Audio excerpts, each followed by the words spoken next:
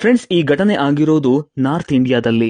ಗರ್ಭ ಧರಿಸಿದ್ದ ಒಂದು ಹಸುವಿಗೆ ಅಪಘಾತ ಆಗಿ ಹಸು ಹಾಗೂ ಅದರ ಮಗು ಎರಡೂ ಕೂಡ ಸತ್ತು ಹೋಗುತ್ತವೆ. ಅಲ್ಲಿನ ಆಶ್ರಮವೊಂದರ ವೈದ್ಯರು ಅದರ ಪೋಸ್ಟ್ ಮಾರ್ಟಮ್ ಮಾಡ್ತಾರೆ. ಆಗ ಅವರಿಗೆ ಗೊತ್ತಾಗತ್ತೆ ಅಪಘಾತದಿಂದ ಹಸುವಿಗೆ ಇಂಟರ್ನಲ್ ಬ್ಲೀಡಿಂಗ್ ಅಂದ್ರೆ ಮೈ ಒಳಗೆ ರಕ್ತಸ್ರಾವ ಆಗಿ ಸಾವನ್ನಪ್ಪಿದೆ ಅಂತ.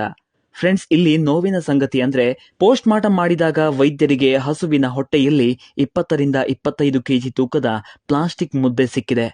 ನಿಜಕ್ಕೂ ಇದನ್ನ ನೋಡಿ ಎಂತವರಿಗಾದ್ರೂ ಕೂಡ ಕರಳು ಚುರುಕ್ಕನತೆ.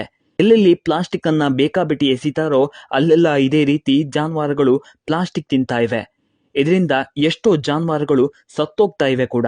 ಹಾಗಾಗಿ ಸ್ನೇಹಿತರೆ, ದಯವಿಟ್ಟು ಪ್ಲಾಸ್ಟಿಕ್ ಅನ್ನ ಉಪಯೋಗಿಸೋದನ್ನ ಆದಷ್ಟು ಕಮ್ಮಿ ಮಾಡಿ. ಅನಿವಾರ್ಯ ಆದ್ರೆ ಬಳಸಿದ ಪ್ಲಾಸ್ಟಿಕ್ ಅನ್ನ ದಯವಿಟ್ಟು ಎಲ್ಲೆಂದರಲ್ಲಿ ಎಸಿಬೇಡಿ. ನಮ್ಮಿಂದಾಗಿ ಪಾಪ ಮೂಕ ಪ್ರಾಣಿಗಳ ಜೀವ ಹೋಗೋದು ಬೇಡ. ಸ್ನೇಹಿತರೆ, ಈ ವಿಡಿಯೋವನ್ನ ಆದಷ್ಟು ಎಲ್ಲರಿಗೂ ಶೇರ್ ಮಾಡಿ.